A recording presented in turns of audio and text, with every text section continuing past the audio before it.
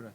So Dr. Grant asked me to give 15, 20 minutes about the workup for epilepsy surgery, and many people don't know that the medical school at Duke was actually started because of epilepsy, and this is the Duke Central Tower, which houses the neuroscience floors, including the pediatric 8-bed epilepsy monitoring unit.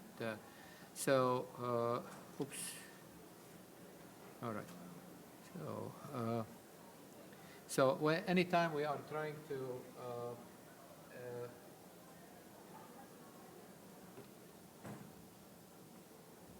is the slide moving now? No. Oh, shoot. How about now? Yes. All right. Well, it's not moving from here.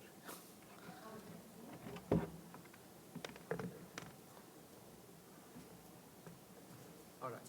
So basically, anytime we are looking at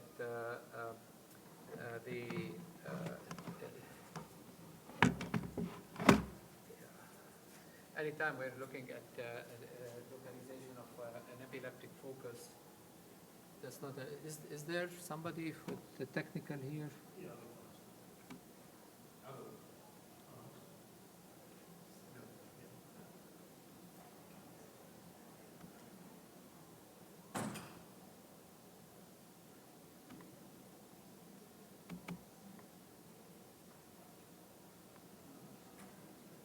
Okay, is it moving now? Did it move forward?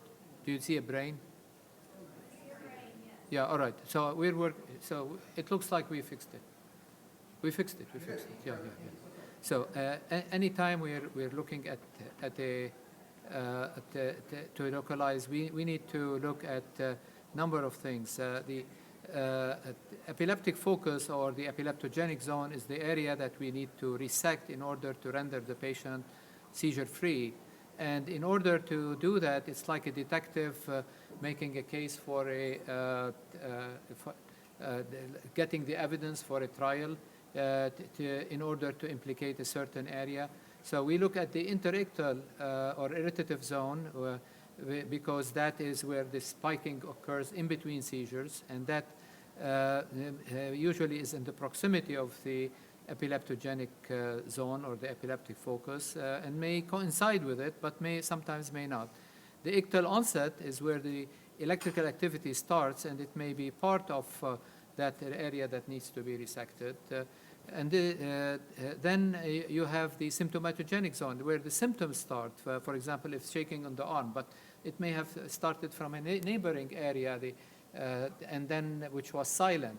So you have to look at, collect all of this information and make a case about what needs to be resected. The functional deficit zone is like, for example, if a patient is weak and due to a malformation or a stroke, and that can also point to where the area that needs to be resected is. All of these try to make a case for the area that needs to be resected. And there are many tests to use for the irritative zone, many tests for the functional deficit zone, it's not showing? Okay, we need the help. So I don't know why.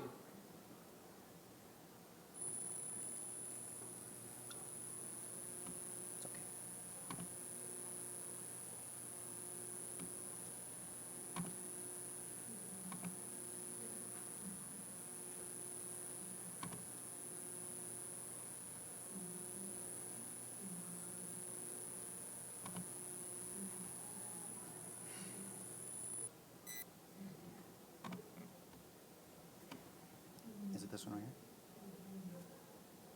here? Yes.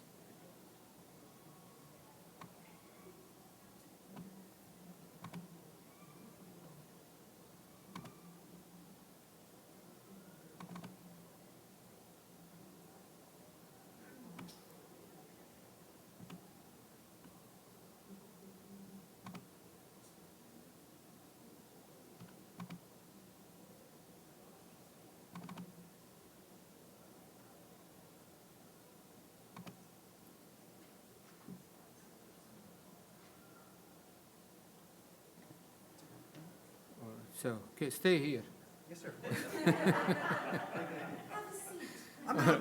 All right. So is it, do you see the zone and you see the overview? All right. Okay, very good. Okay, Pleasure, sir. fine.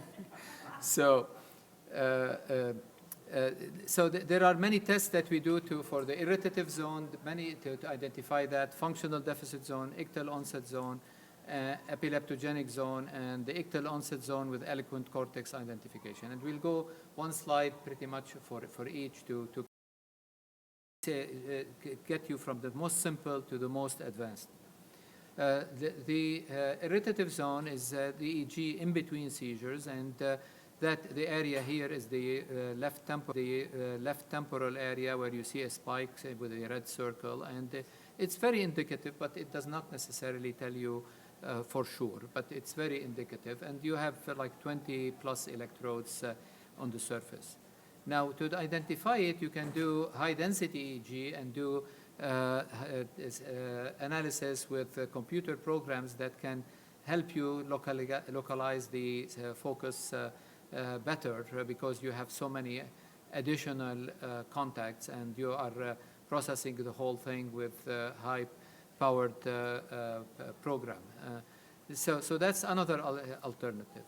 The third is a magnetoencephalogram, which every time you have an electrical field, you have a magnetic field. But the advantage of that is that it does not get distorted by the skull and the skin like the EEG the signal is. So you can look and identify deep foci and localize things a little bit better. The disadvantage is that it's much more cumbersome. You need a very big machine like an MRI machine, and you cannot really do this when the patient is having a seizure.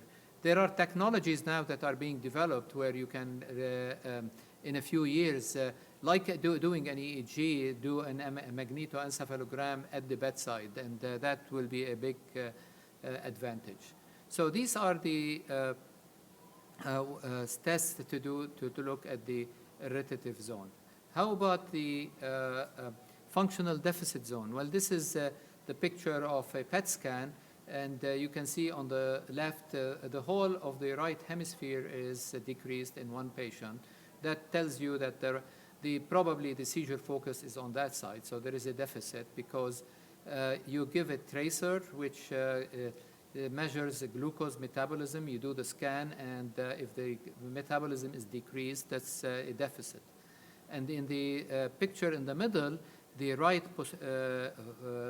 part on the back is decreased metabolism, so it tells you that the focus is there. And if you're lucky to catch the patient with a seizure, usually with a PET scan you cannot, because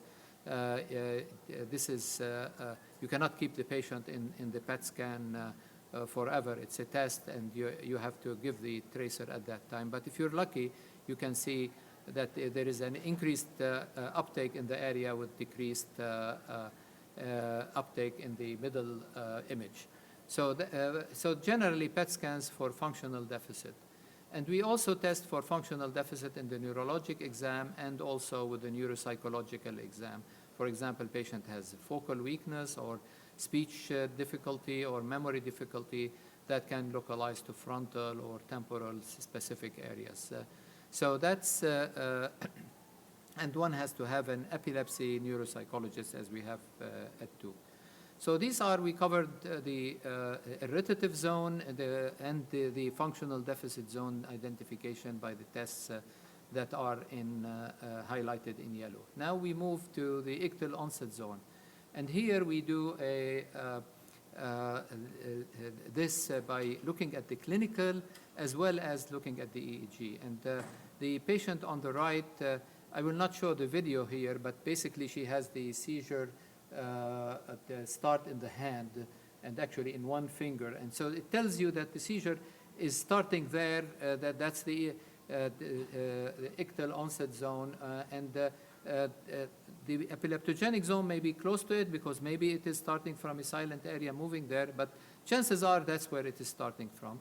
And on the right, we look at the EEG and see where the seizure is starting from. So that's that's helpful. But very often, it's very important to get the information from about auras, because very often patients may not volunteer. You have to ask specific questions, and do you have this, do you have this, do you have this? Because if you ask what starts first, that doesn't work, because they usually just tell you what's the most remarkable, but not what is the aura. Very rarely do they volunteer it. And the ictal onset zone, if you give an injection during the seizure, this is with a tracer that shows a blood flow to the specific area that's taking blood most. That's usually the ictal onset zone, but you have to inject it very quickly.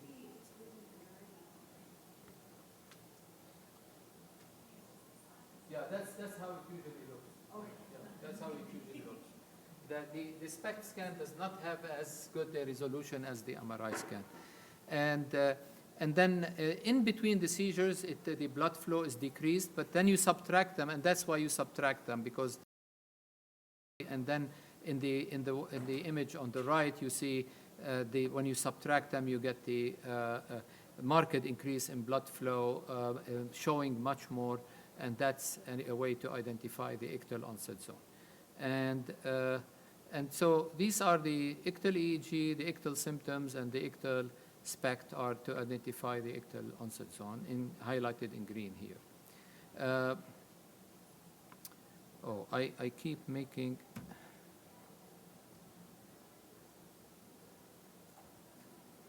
Is it moving up? All right, okay. So, and then in order to identify the ictal onset, again, you can use subdural electrodes, and nowadays we still use them, but less than before. And more often we do depth electrodes, and now we can add so many because of the robot-assisted technology.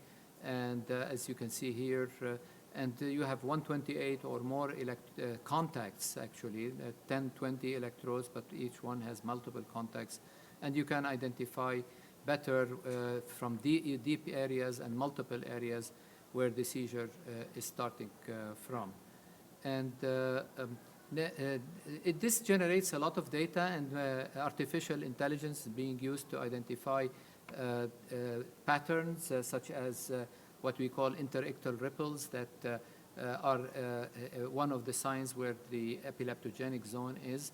And also you can develop, before you even put the depth electrodes, you can develop using artificial intelligence a profile to see what is the likelihood that the patient will benefit from that, and from putting the electrodes. And artificial intelligence is being used to actually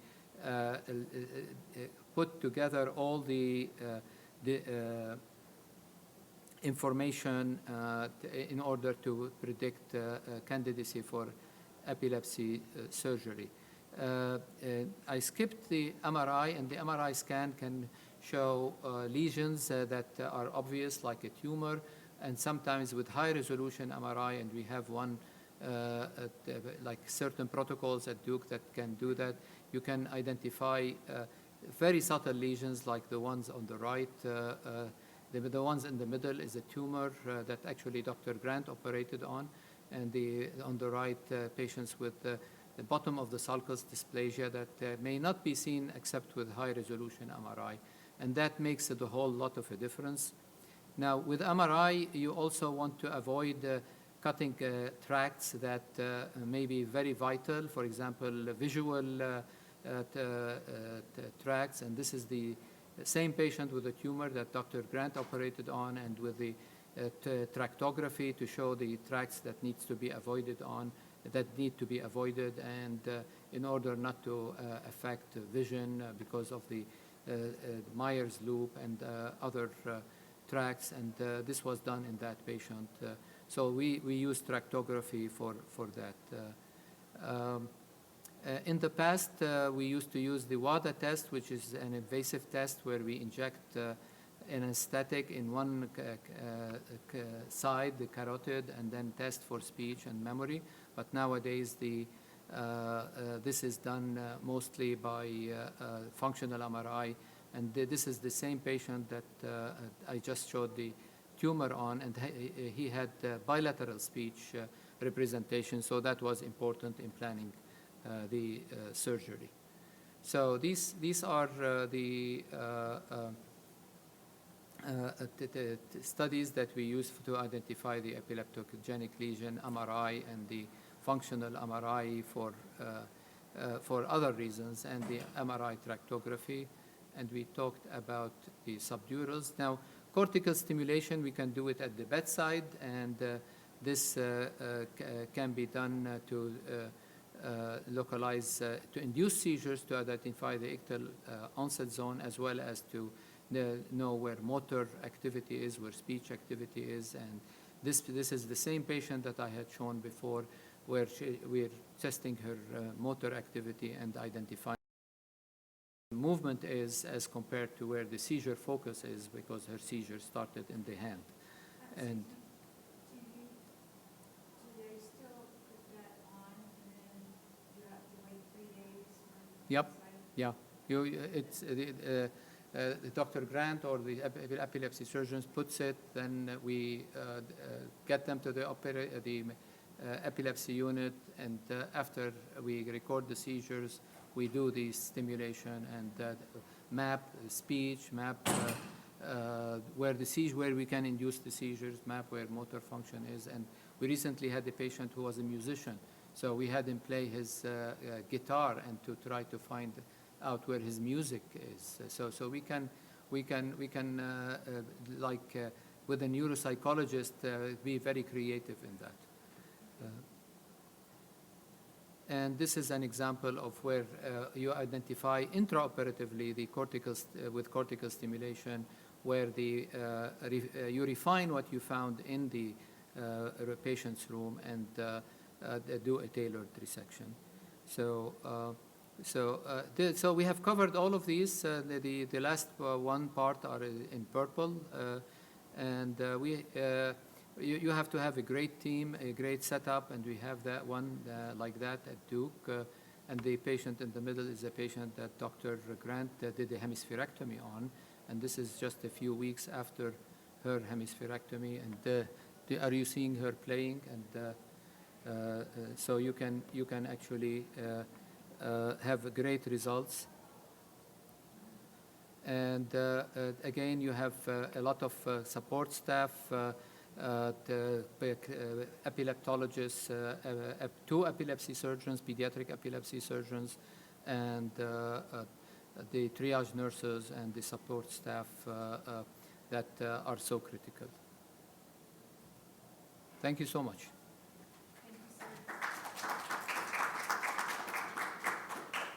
Any questions for Mohamad? Will we change slides? Yes, sir. In terms of like the difference in sensitivity between like a craniotomy and then cortical imaging versus more robot assisted, can you get the same data? No, you get different data, and so the subdurals, I assume you're talking about subdurals versus the stereo EEG. There have been a lot of studies that compared the 2 techniques, and basically, for the most part, the depth electrodes give you more information. There are certain situations where the subdurals give more information, so most of the time we are doing stereo EEG rather than subdurals. The stereo EEG is very myopic because it looks at the specific area, but because nowadays with the robotics approach you can put lots of electrodes, it compensates for that deficiency. But sometimes you really need to cover the surface better, and we have had patients where we did initially the depth electrodes, which is less invasive, patients tolerate it better, and then we got very good information, but we still needed, so we ended up adding subdurals. So sometimes we combine the approaches, or we put depth electrodes and strips. So you can combine both, but most of the time it's depth. Prior to making that decision, how do you know which one is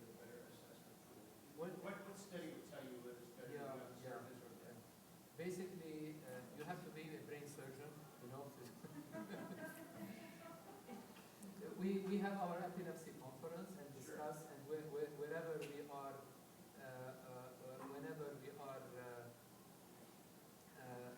thinking about likely deep focus, definitely stereo EEG. It's a really good question, though. I mean, it's evolved over the years because we've gotten so much better at the stereo EEG and the mapping to feel comfortable with that.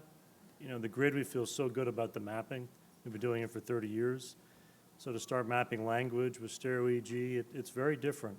So we had to develop that expertise. And that's really only about 5 or 6 years old. So it's an exciting time, I think, because it's so much less invasive. But I've placed maybe one grid in 5 years. So that tells you how much the field has changed. And the one grid was recent because we had such a tough language map, and it was right-sided, and it was right-sided language, which is unusual. And that family and the kid did not want to lose any language points, which I could understand. And we had to map that. In the stereo EEG, I just didn't feel comfortable. You guys, sorry to interrupt you. Yeah. You guys find that you guys are kind of specialized in that assessment tool as opposed to other, is the level of expertise equivalent around everybody that's doing this stereotaxic? I'm not sure, actually. Yeah, we focus on mapping so much at Duke. There's so much research, the AI that goes into it. It's quite detailed, but we're still learning because the difference is as Dr. Mikati was showing, the grids are on the surface, and that's gray matter. The surface, a few millimeters, are gray matter in the brain, and then you have the white matter. Our electrodes go into white matter. So when you map white matter, it's very different. You can see more spread, for example, and we have to be able to interpret that. So it's taken, for me, a good 5 years of really understanding the map and what it means and trusting it. So that, I'm not sure everyone thinks about it the same way, but it's not so easy with stereo EEG. It's taken a lot more experience and teamwork, for sure. So I wanted to follow up. That was a great introduction. Thank you, Mikati. This is such a partnership, and it's hard for me to do this alone. Like, we have to think about how we all manage these patients together. And this is, do you see the ducks? Okay. Yeah, well, the whole point of this is that your ducks have to line up to be a candidate, okay? And I think over the years, like, the worst thing you want to do is do some major, maximally invasive surgery, grids like the old days, and then find out there's nothing we could do. And that would be terrible. It put you through the child for so much, and then there's no gain, and there's risk all along the way. So that's always on my mind, as well as once we actually do something to take an area out or whatever we're going to do to help the epilepsy, we cannot affect their quality of life, right? It's a double negative if their seizures don't get better and we hurt them. Terrible outcome. It's already bad enough that there's somehow poor quality of life, but their seizures are better. I'm not sure that's good either, right? The goal is to keep these people, these kids, right? That's the whole goal of what we do. So everything has to line up, because if you have some ducks that are not in your order, it can decrease your outcome odds, and we have to be very honest with that. It drops if something may give you information that doesn't line up. Yeah. Yeah. Back to the ducks. Yeah. Is this going to go into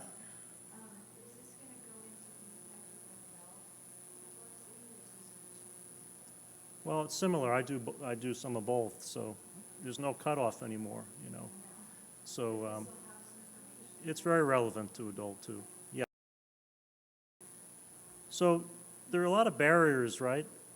Why do people not want to pursue surgery? And there's a lot of bias out there, and this is why there are so many more candidates, that could be eligible for surgery or workup that are not even coming to the door, and that needs to change. We've been struggling with this for a long time.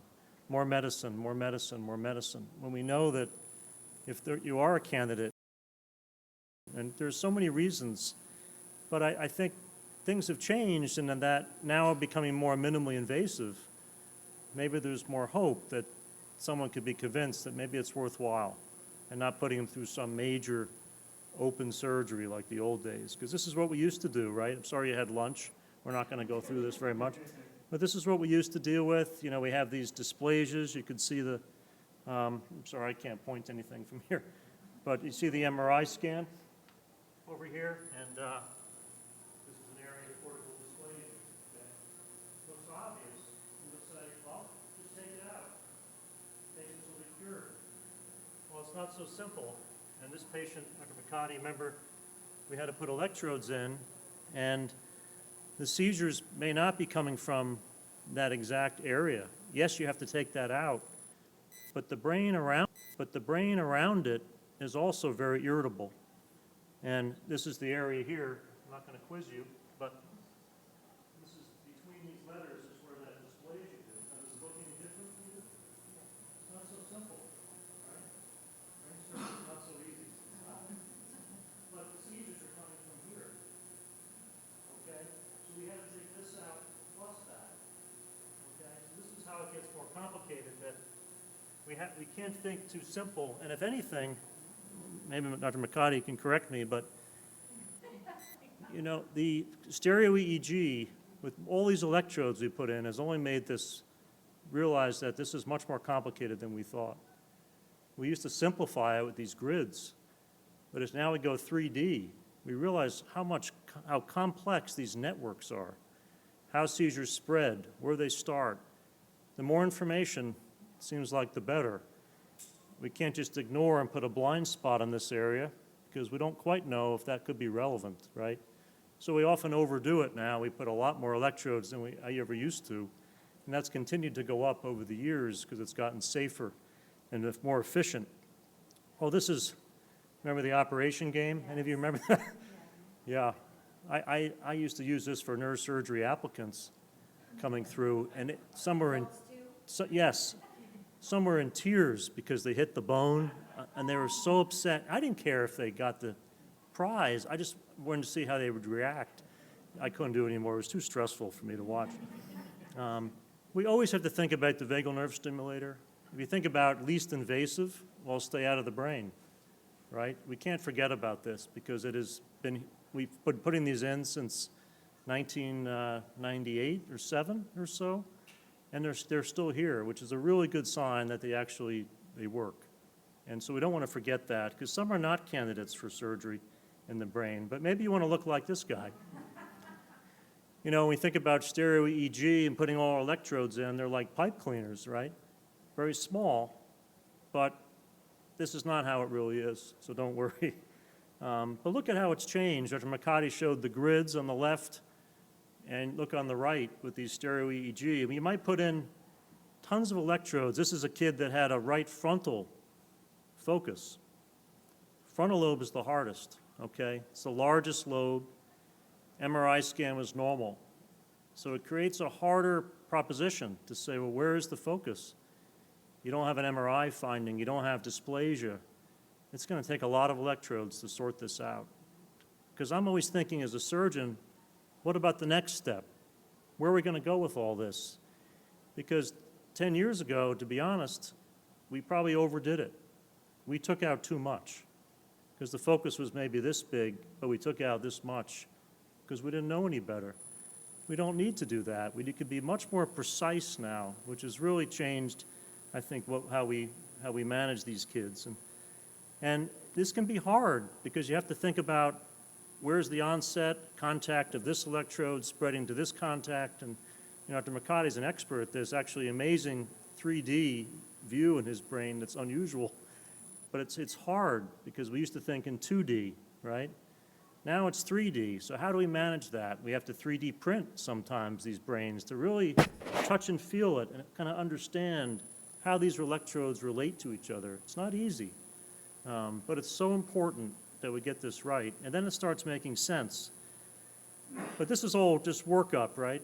The electrodes going in do not cure the epilepsy, although we have had that happen. It's very rare, you know, where you put these electrodes in, their seizures shut down. Sometimes they don't seize with the electrodes in, which is really upsetting, right? You're in the hospital for 2 weeks. This is your only chance to seize, and you don't seize, despite medicine coming off, doesn't help us, right? That's a really hard thing. But then sometimes, gosh, the seizures don't come back because we disrupted the network with all these electrodes. And somehow it had an impact. And so this stuff does start to make sense.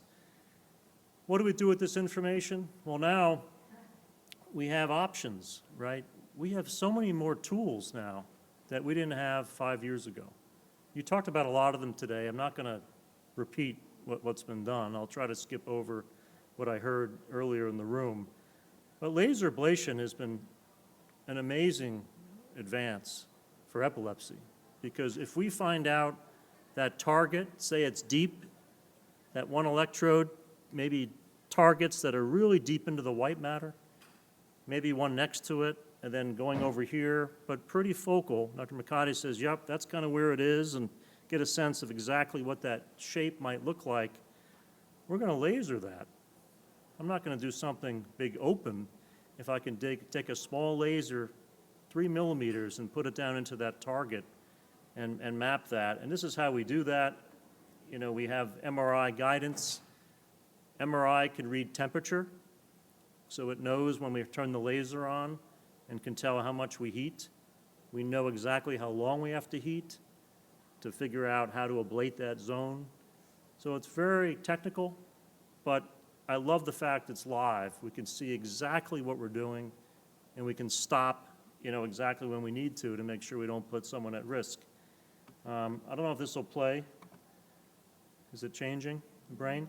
So this gives you an example of a patient with tuberous sclerosis, which is with lots of little tubers in the brain, like little potatoes that can cause seizures. You can see where we put our electrodes, but this is how we have to reconstruct these images to understand the tubers, the beige area here. You can see how the electrodes are going down very close to where these tubers are. Look at how you can't go in the tuber, it's too hard, so you have to go adjacent to it. But this is not at the surface, these are deep. So you imagine you're thinking about that next step of how to target the actual zone, you know, that caused those seizures. But this is how difficult it might be, because in 3D, it's not so easy. Here's another one where we lasered. This is the laser, actually, area that we did to ablate that area. Here's another one. And I've done about 3 at the same time, 3 different lasers. And it's been, I wouldn't go beyond that. It's actually a time issue because the children get too cold in the MRI scanner. You don't want to go too long. But you can get away with usually 3 at a time. And it's been transformative. Why? Because the kid can go home the next day. What a difference. Post-op day 1, home. I mean, I couldn't believe it the first time we were doing this. I kept them for 3 or 4 days, thinking something might happen. But amazed how these kids can thrive with something like this. Why? Because we're so targeted. We're so specific to the epilepsy area that the brain likes this because it's doing even better without that distraction in there. And this is how complicated it gets. Now we can look at our maps like Dr. Mikati showed. We can look at motor function. We can look at the MEG spikes that we showed in the MEG scan. We can put our laser down and avoid all these different structures in the MRI scanner, you know, when we're doing what we're doing with the laser. So it really is an exciting time how minimally invasive we've gotten. And 10 years ago, I would not feel comfortable with this because the patient's not awake. I have no idea if we're causing harm, you know, deep into the white matter. These are deep areas, and it's a minefield in there. Again, we cannot hurt the child or adult. We have to be very careful that what we're doing is safe and stop. And this is remember our recent kid, this was a very young baby, 6 months or so, where we ablated these 3 different targets with these lasers, 2 lasers, and the kid is been so far seizure-free. And what's so exciting is the development. These kids' development take off, you know, after this. It's addictive to the families because they're like, do more. Because it's so impressive how these kids' development just blossoms. I did a study when I was at Stanford. I left Stanford back to Duke a couple years back, so this is my Stanford series, where I had a number of patients that, where we looked at the literature, and it's not as good as open surgery, where the old days where we take out more. Again, the more you take out, the higher seizure freedom you're going to have, but there's more risk, right? So you have to weigh this all the time. The literature says about 50% were free of seizures. Our data from about the 30 or almost 40 patients was 56%. Very short hospital stay, usually 1 or 2 days. But this is the fun part. Not only is it safe, and you had to be very careful who you did this on and make sure you had the clear expectations, but look at the last point. Even in patients who did not have complete seizure freedom, their development took off. So this is all the background noise that we're helping with the laser. The background EEG, the interictal between seizure data that's so hot in these kids. Even if we can help that, these kids' development and behavior have a really impressive improvement from something like this. Now, if they're not candidates for laser, say it's bilateral, the previous speakers talked about these options. The last session, if you were here, talked about deep brain stimulation. I'm not going to go through that again, but we have options now. Again, we didn't even have this option a few years back. Now our targeting is so good to target these networks, to really interpret that. We have neuromodulation, otherwise known as neuropace, right? These devices, they're pretty invasive though. We got to put them in the head, into the skull. There's a battery here. Not so easy for a child. You got to get that battery replaced. They're so young. We're still worried about all that. So this is not a first option because it's now setting them up for a lifelong of having to get that battery. And in kids, different from adults, battery wears down even faster because they have so much hot interictal activity, things going off so much more than the adults. So we have to be very careful with that. But this is exciting in that we're now getting data uploaded to the cloud every day from these devices with electrodes in. We've never had data like that. Think about what we do now. You come in, 3 days EEG, go home, on or off meds. Now we're getting daily data being pushed into an AI, machine learning algorithms. Really exciting to think about where that's going. No question this is going to lead to more minimally invasive options in the future. That's very exciting to think about. 2 more things at the end. Focused ultrasound. Any of you familiar with this? So this is now being used at Duke and other centers for Parkinson's or tremor. Someone has a bad tremor. We would take them in and use focused ultrasound, outpatient, target a certain area with ultrasound, no needles, nothing going inside the head, target that area, tremor, stops, go home. The only downside, they have to shave their head. In a child, that would never happen to a teenager. No way. Why you want, when you have the surgery, Yeah. why you don't do it? I was 23 and I said, nope. No, you don't want to shave your head. Yeah, no, I understand I that. found a doctor that said, how back if I shaved only as much as I needed. It was TLE, so I still have this hair. Flipped it over, yeah. The good thing with stereo EEG, I don't shave hair for that, at least with the grids we had to. We're so worried about infection risk. But we've gotten away with that with stereo EEG. It's very different. But focused ultrasound, you can see where this is going. The indications for ultrasound are taking off. And epilepsy is always on the list. Because think about it, what we're doing. We are targeting deep areas in the brain. Well, same thing with a laser. I don't think we'll be lasering in 10 years. I mean, this is exciting, that we can continue to target lesions in the brain that are deep in a completely non-invasive way.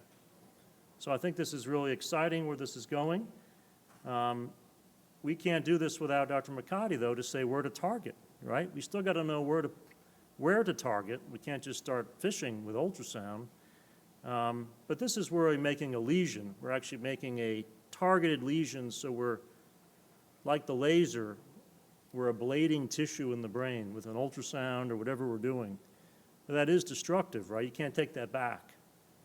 I think the excitement of ultrasound and where it's going is this whole quote of neuromodulation. Do you know what that means? Have you heard that today? Neuromodulation, meaning we're hijacking some of the existing circuits. If you listen to Elon Musk, he's trying to do this every day with his new device he's trying to implant. It's the same idea. You're hijacking all these circuits to try to make them work better. Okay? That's neuromodulation. You're modulating the circuits. We're not destroying them. We're not taking anything away. It's kind of like deep brain stimulation, but without sticking anything in the brain. So this is very exciting to think about how we can do that for epilepsy. We still got to know where to target.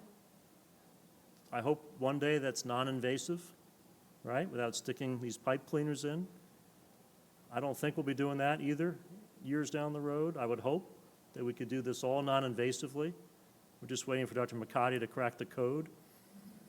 But that's the excitement for me. The less invasive, the better, to not put these kids or adults through that.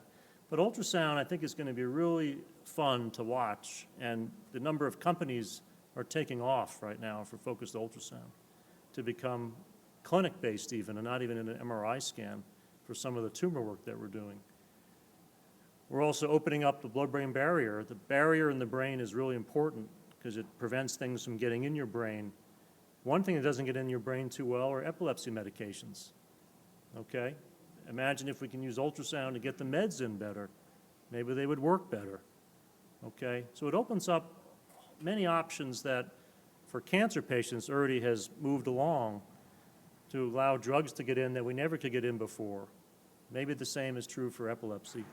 So it's very exciting to think about where this is going, and these are outpatient procedures. To say to target something like this, which is called subcortical, say we're trying to target this little spot.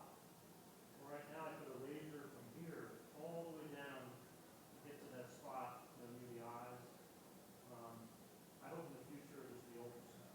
We're already starting to think about that. There's a couple centers doing this for called hypothalamic hamartomas, which sit below the brain. But no question in the future, we're going to be doing this with ultrasound. Just a matter of time. It's hard to get these studies going, especially in children. A lot of things are adult first, right? But this is an example where in kids, this would be a trial to do now, you know, in children. The last is about some work that there's a lot of studies at Duke actually going on, not only in human, but also translating this from mice, where there's a clinical trial. There's a talk later today on this, I think closer to 5 or so, to use stem cells and inject them. Now these stem cells are turned into these neurons called interneurons to, again, hijack into those circuits and calm them down. So they have these GABA interneurons. GABA is a neurotransmitter that is inhibitory, so it's, again, drops down some of the electric fields in these neurons and circuits. So there's this in clinical trials right now. We don't know how long the benefit's going to be, but the early results are really exciting. We're doing this in adults now at Duke in the temporal lobe, where we're not taking anything out. We're just injecting stem cells and letting them set up shop and see what happens. And we're doing this also in the animals. There's tons of work going on with this about what's happening in the tissue and how, you know, it's completely changing the network. And this is exactly what we want. This is the neuromodulation we've been looking for, this holy grail, to keep the circuits in there, but to hijack them to be better. And that means for epilepsy, less excitatory neurotransmitter, more inhibitory. But again, we got to know where to put the stem cells, right? We still need Dr. Mikati. So you're going to be, I'll be displaced. Pressure, you know. You know, this kind of therapy is also being done now for gene therapy. And as neurosurgeons, particularly in the pediatric side, Bonda will tell you as well in the back. I mean, this is really fun time because we can now cure diseases by putting these genes deep into the brain. The fun part is we can get them there now in very young children, incredibly precise, because you have to be so on target for this in the MRI scanner to do this live to get these agents where they need to go. There was one just approved this week by the FDA for this AEDC deficiency. It's very exciting to think about. These kids had no hope. I hope in epilepsy becomes one of those in the future, that we can inject something and they'll set up shop and cure this, that maybe these children even don't need medication. This is a QR code if you want to scan it. If there's any questions you have from what I'm telling you, please register, whatever. We'll make sure to get you whatever you need to talk about some of these. It's a very exciting time for epilepsy because even as a surgeon, we think as minimally invasive as possible. Not only about the hair shape, but we don't want to do anything that's, you know, going out of this too much to hurt the quality of life. And the journey, as you know, was so hard on these kids and their families. We were talking about this with Monica. You know, that whole journey can take months, you know, and everyone wants to get it done and get to a treatment goal, but you see how difficult it is based on the workup that Dr. Mikati showed. This is my last slide. It is basketball season. Follow Duke, but thanks to your attention. Duke's in North Carolina, yeah. So, thanks for your attention. Yeah, appreciate it. Any questions for Dr. Mikati or myself? Yes? I have this question about focused ultrasound. You talked about it being used for a tremor with Parkinson's. What if someone has a non-Parkinsonian tremor, like an essential tremor? Does it work for that as well? That's the #1 indication. Okay. Yes, so it's essential tremor I'm sending my father-in-law to you. without Parkinson's. North Carolina. Yeah, I mean, it's Sending him over. It's so, I would say in terms of the gratification, gosh, it's amazing because the MRI techs, they never get to really see intervention. You know, they're just scanning, right? It's the first time they're in tears, these MRI techs, because, gosh, these patients they look at their hand, they can't believe it. For the first time, we actually give them a cake, you know, a Duke cake, you know, and they can take the fork and eat it for the first time in years. They have never been able to do that. It's incredibly gratifying for these patients and as a team, you know, 20-some people, but it's really amazing. But I hope for epilepsy we can get there. We're close. Are you also close for adults? Yeah, actually adults probably be faster because it's easier. Yeah. Yeah, the key is, again, the targeting. We have to know, if there's no MRI finding, it's harder because we don't know where to target. So, yes, ma'am. So I had surgery in June of left temporal, and one thing that's happening is like my seizures are way less. I don't have them anymore, but my vision has changed. And when I told the surgeon that literally I got this blind spot right here, he seemed kind of like, you know, wasn't planning it, wasn't talking about it. So, I mean, is that like a common symptom for people who have surgery, or is that kind of like a brand new thing? Because he seemed like depressed when I spoke to him. So it was just kind of like, what situation is that? Is it on your right side? Yeah, so surgery's here, and then the vision's right here, and I've been seeing an eye doctor, and he says my eyes are perfectly fine. So it's from the brain surgery that created it. Yeah, I mean, obviously I don't know specifics for you, but there are visual tracks that are very close to where the back of the surgery would be, and they control the upper right field for you. So it does make sense, and that's always something we're thinking about because it is in the vicinity of the resection. Yeah, but yeah, it makes sense, and it can get better because your brain's rewiring now. So it takes months, but I have seen people improve. They start going from shapes to a little bit more detail, but it's annoying early on. It's a little area, like my Yeah. hand is gone right here, Yeah, unless I turn and look at it, but if I look at you, it's gone. right. So it is interesting, but I was just wondering if, like, what your Yeah, it makes sense from the location. yeah. Yeah. It's called a superior quadrant defect, which are from the visual tracts that go through the temporal lobe. Okay. So, but I hope they get better for you. Anyone else? Well, enjoy the rest of your afternoon.